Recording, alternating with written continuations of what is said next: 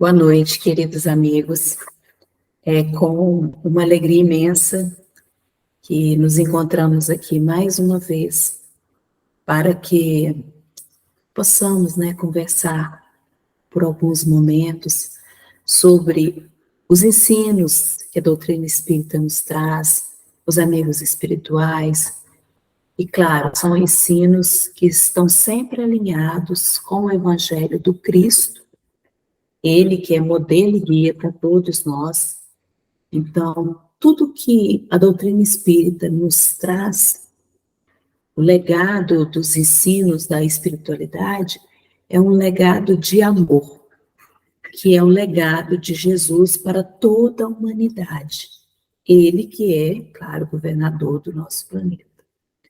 Então, a proposta é ampliar o nosso conhecimento, dilatar a nossa forma de entender os mecanismos da vida, porque conhecer as leis que regem a vida, ela faz, o conhecimento dessas leis, faz com que a gente encontre equilíbrio, conhecendo como os mecanismos da vida funcionam, tendo ciência das leis que regem a vida do ser espiritual, que rege o universo, faz com que nós caminhemos com segurança, com equilíbrio, e nessa forma serena, de conduzir a nossa vida, a gente entra no fluxo natural das coisas e a vida transcorre, então, com mais serenidade, com mais tranquilidade para todos nós.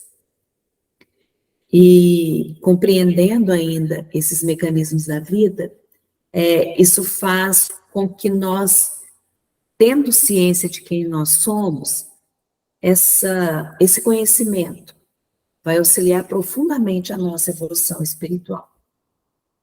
E os ensinamentos, tanto da doutrina espírita quanto do próprio Jesus, são ensinamentos, muitas vezes, que não são complexos.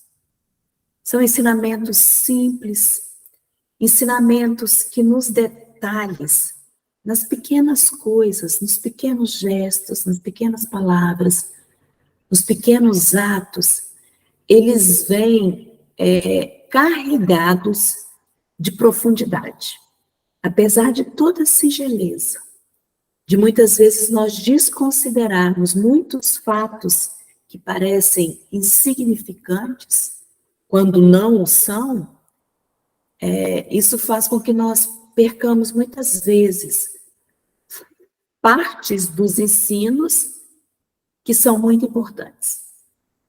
E nós fomos para ajudar a conversarmos, sobre o tema desta noite, buscar um momento do Mestre Jesus, que não poderia faltar, para nós tirarmos desse momento uma lição muito importante e muito profunda para todos nós.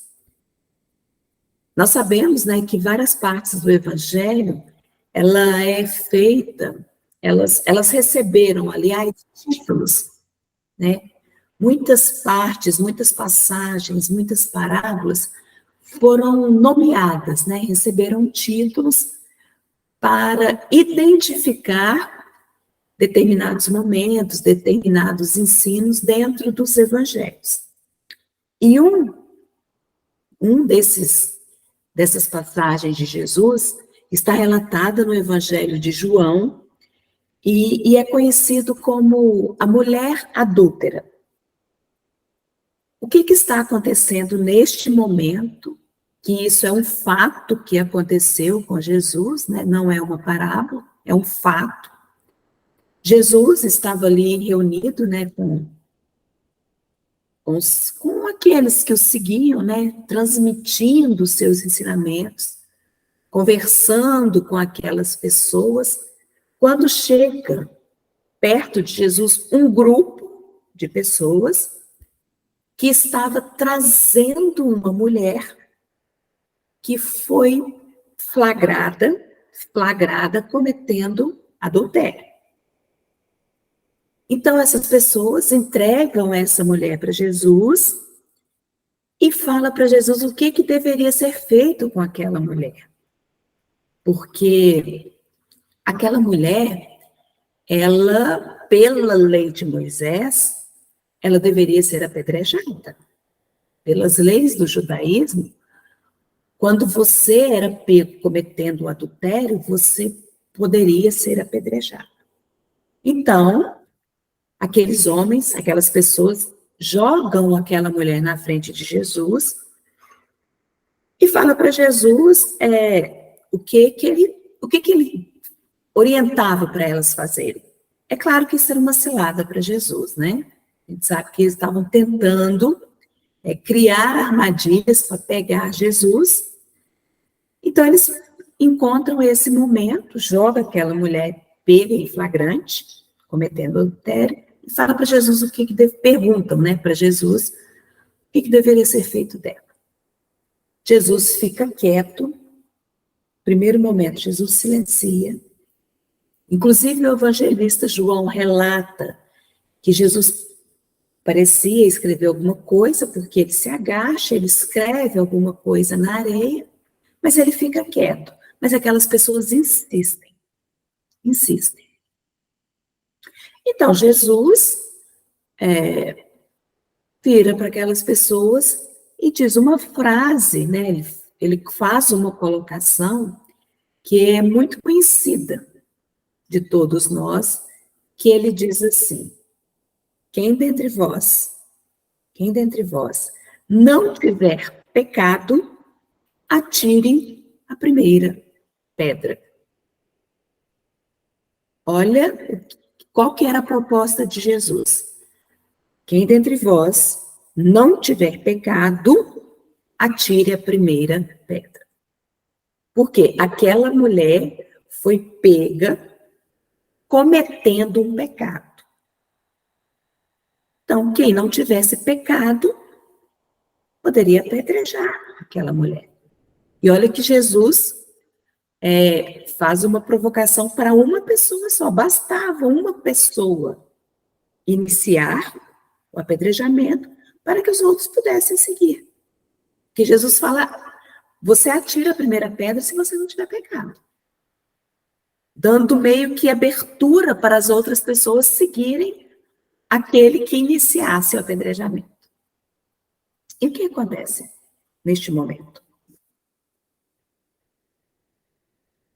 Não há nenhum início, nenhum indício de que algo poderia acontecer ali. Pouco a pouco, há o relato dos evangelistas. Eles vão se afastando, vão saindo. Não falam mais nada, ao ponto de chegar um determinado momento, ficar só Jesus e aquela mulher. Então, imaginemos a cena, né? Você imagina que naquele momento, quando Jesus faz essa colocação, ele está chamando a atenção para um ponto importantíssimo. Qual era a diferença? Do que aquela mulher fez e os outros? Porque Jesus falou, quem não tiver pecado, atire, porque ela foi pega em flagrante. A grande diferença que Jesus coloca é isso. Olha, a diferença do pecado de vocês para o pecado dessa mulher é que ela foi pega cometendo o pecado.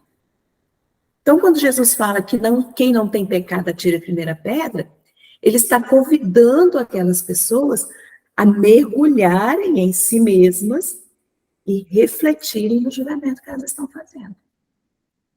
A grande diferença estava aí. Ela foi pega em flagrante. Aquelas pessoas tinham pecados, só que eram pecados escondidos, disfarçados, colocados no esquecimento porque ninguém viu. Aquela mulher, eles exporam ela, colocaram ela na berlinda, digamos assim, porque ela foi pega cometendo o pecado. Os outros, não. A única diferença estava aí. Por isso, Jesus coloca. Se você não tem, atire. Porque a única coisa que está diferenciando vocês agora é o flagrante. O pecado. Todos tinham. E por que a gente trouxe nesse momento esse detalhe da passagem de Jesus com a mulher adúltera? Porque naquele momento em que Jesus lança a proposta, ele está convidando as pessoas para trabalharem em si algo de extrema importância e que nós muitas vezes não levamos em consideração, que é o discernimento. Porque naquele momento que Jesus faz a proposta, aquelas pessoas voltam para si mesmas, silenciam, param para pensar, Jesus está ensinando que a virtude do bom senso, do juízo, da lucidez, nos ajuda a fazer o bem. O discernimento é a luz que nos ensina a fazer o bem. E todo o bem que precisamos fazer. Naquele momento, eles fizeram um bem profundo para aquela mulher. Fizeram um bem profundo para si mesmo. E o discernimento é justamente essa virtude que nós precisamos adquirir para separar o bem do mal. E aí, o texto que é referência hoje para nós é um convite de Paulo justamente no desenvolvimento do discernimento em todos os âmbitos, em todas as dimensões, em todas as esferas, porque o discernimento ele é necessário inclusive nas virtudes. E nós vamos ver isso com o apóstolo Paulo, quando ele diz, na carta aos Filipenses, que o vosso amor cresça cada vez mais no pleno conhecimento e em todo o discernimento. E aí, o Emmanuel, ele traz esse trecho da carta, que o vosso amor cresça cada vez mais no pleno conhecimento e em todo o discernimento. E o benfeitor espiritual Emmanuel pega este trecho da carta de Paulo e traz uma importante lição do que Paulo estava orientando aos seus discípulos, aqueles que eram seus amigos lá em Filipe. Por quê? O amor, essa força que move o universo, essa potência divina que há em nós, ela precisa ser usada com discernimento. Todas as virtudes, para que nos eleve, precisam ser usadas com bom senso, com equilíbrio, com lucidez. Porque se não utilizarmos dessa virtude, nós caímos em desequilíbrio, em enganos, por melhor que seja a nossa intenção. Se nós não utilizarmos desta lucidez, desta luz que é o discernimento, nós cometemos equívocos. Por melhor que seja a nossa intenção. E é isso que o Emmanuel vai fazer. Ele vai nos alertar sobre o uso dessa força, desta potência que lateja em nós, e é a força que equilibra o universo. E é justamente assim que ele começa o texto dizendo: o amor é a força divina do universo. Essa potência invisível que tudo equilibra. Tudo equilibra. Mas é imprescindível, porém, muita vigilância para que não a desviemos na sua justa aplicação. Muita vigilância para que não desviemos o amor. Então, ele traz alguns exemplos para nós, mostrando o quanto que essa força mal utilizada por nós desequilibra.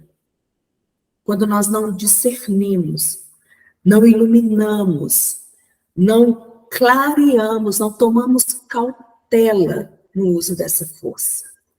Ele diz para nós o seguinte: quando um homem se devota de maneira absoluta, quando um homem, de maneira absoluta, se devota aos cofres perecíveis, essa energia no coração dele, daquele homem, que devota um amor profundo aos cofres que tem, isso chama-se avareza. Não é mais amor.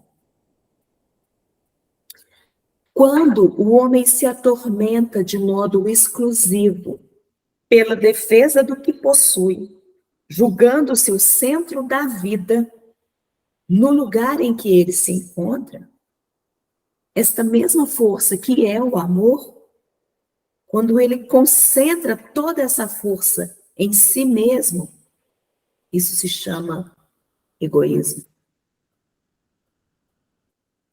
Quando o homem só vê motivos para louvar o que ele representa, o que sente, o que ele faz, quando ele vangloria-se de si mesmo e desrespeita totalmente os valores alheios, o sentimento que orbita em torno dele é um sentimento de inveja.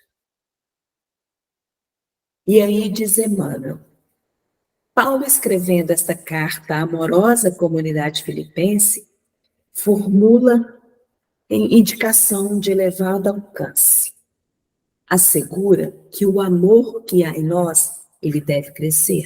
Sim, é necessário que ele cresça.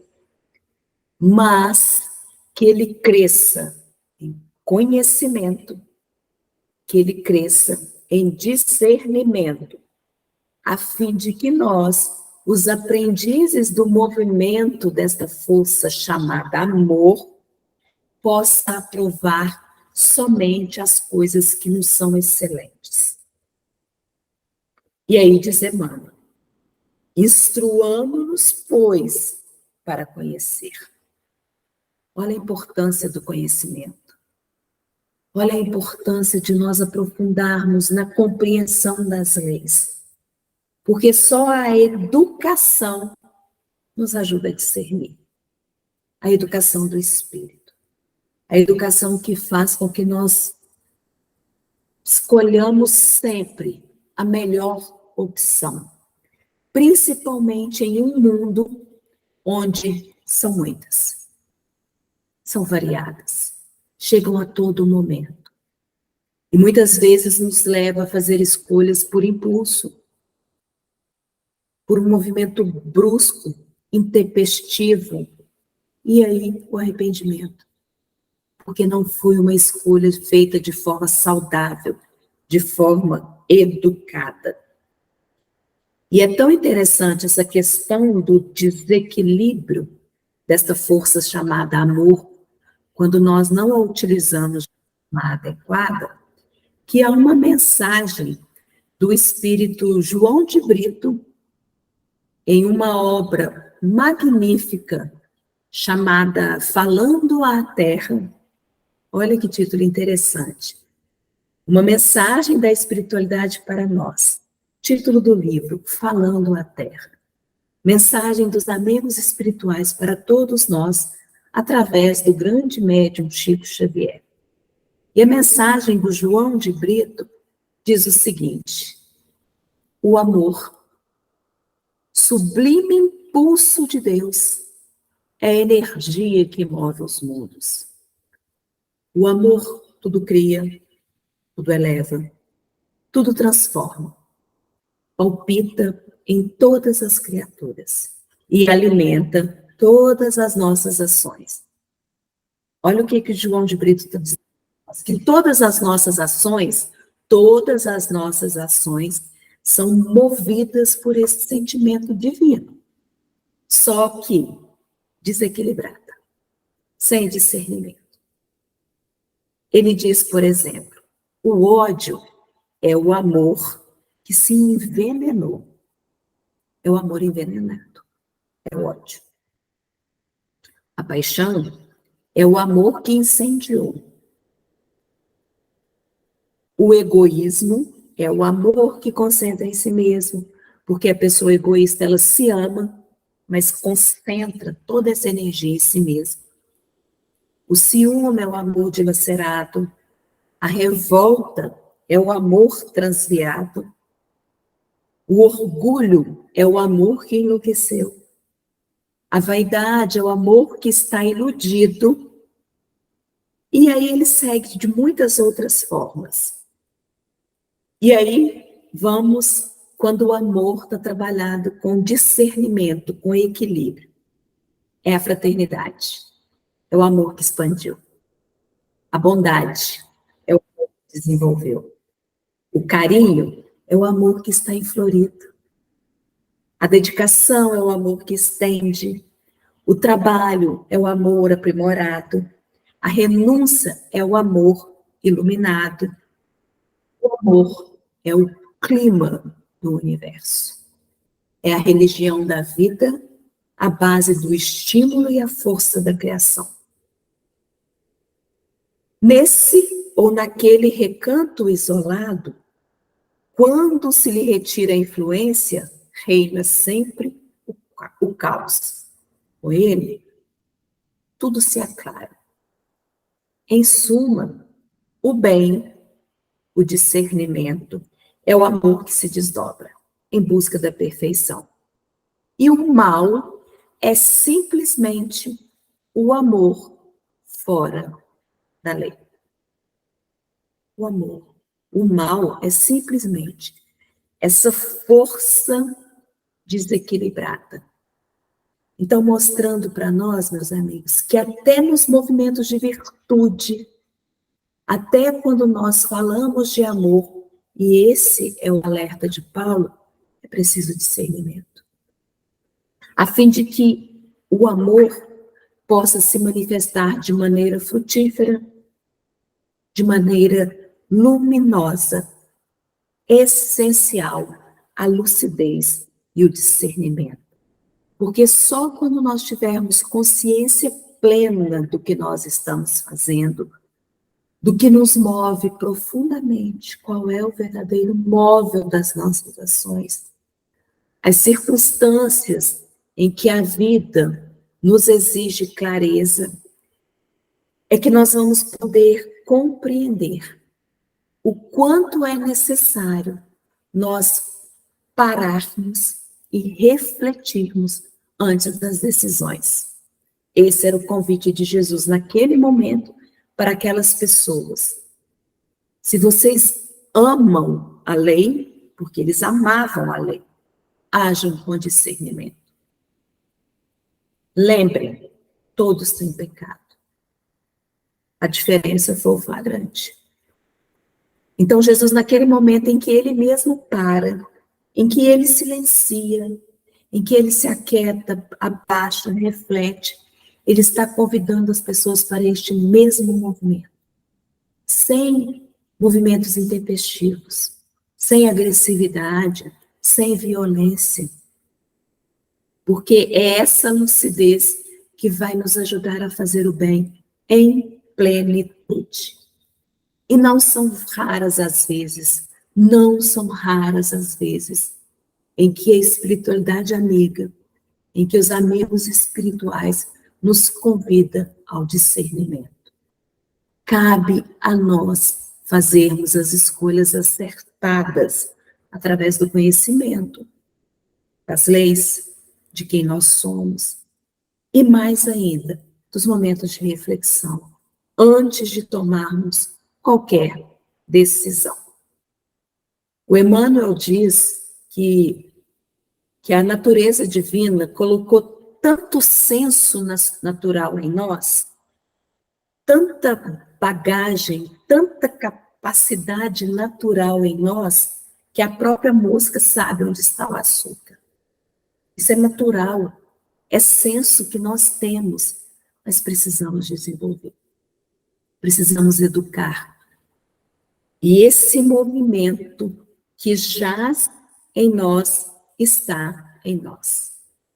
Basta que usemos. Basta que usemos. Porque esse é o alerta dos Espíritos para todos nós. Estudai, comparai. A verdade só a esse preço se chega.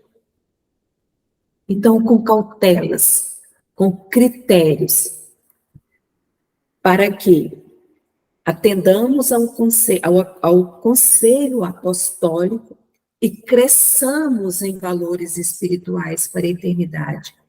Porque o nosso amor, e aqui diz Emmanuel, é simplesmente querer. E tão somente com o querer é possível desfigurar impensadamente os mais belos quadros da vida.